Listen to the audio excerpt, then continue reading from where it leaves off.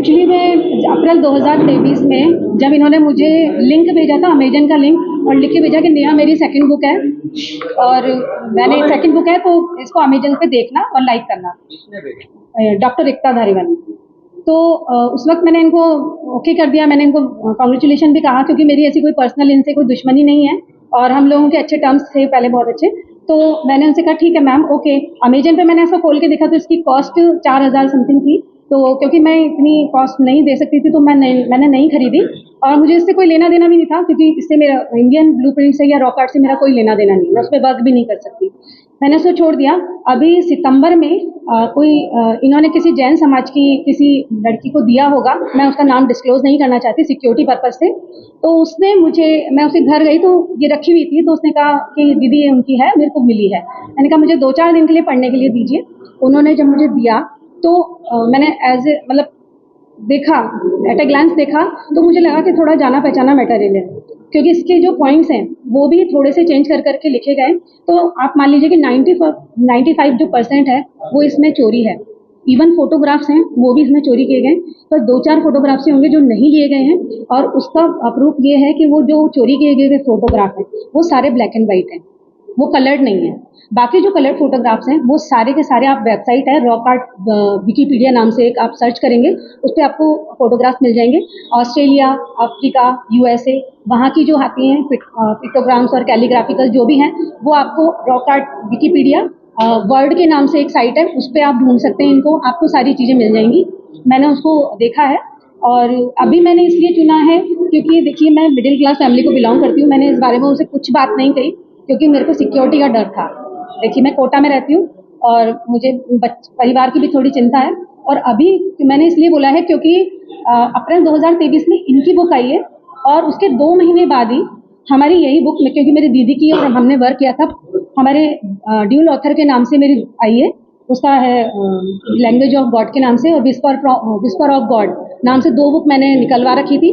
तो अब मार्केट में आती तो मैं प्लेगरिज्म में आ जाती क्योंकि मुझे कहा जाता, क्योंकि इनकी बुक पहले मार्केट में है, मेरी बुक बाद में आई है, 2-3 महीने बाद आई है जुलाई में, तो मैं प्लेगरिज्म में आती और मेरे पे कार्रवाई होती। इसलिए मेरे को मजबूर होकर के और अब मेरे को बताना पड़ रहा है और अभी क्योंकि आचार संहिता लगी हुई है तो मैं थोड़ा सा सेफ पॉइंट में हूँ। अभी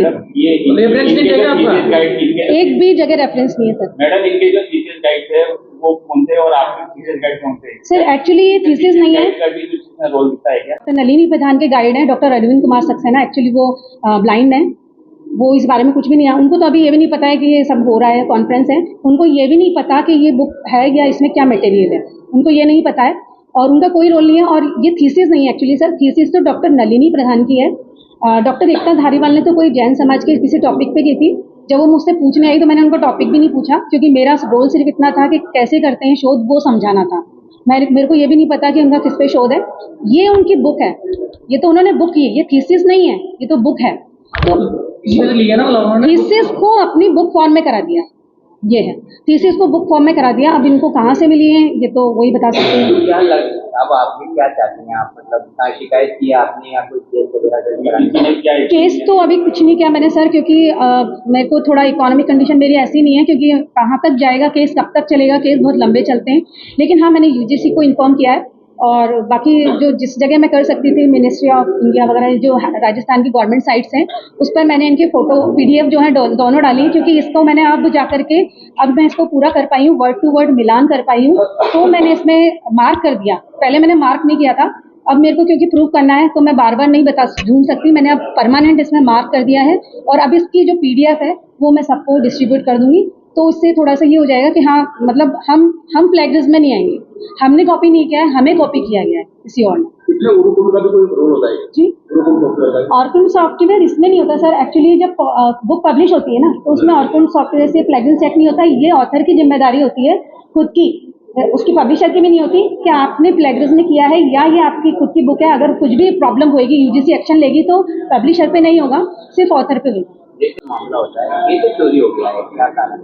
सर एक्चुअली में मुझे खुद को नहीं समझ में आया, क्योंकि एक्चुअली में ये क्या है, CD लेने लग गए हैं। ये जो यहाँ पर यूनिवर्सिटी है ना वो CD भी लेती है इसकी, तो CD के फॉर्म में वो डॉक्यूमेंट में लेती है, PDF नहीं लेती है।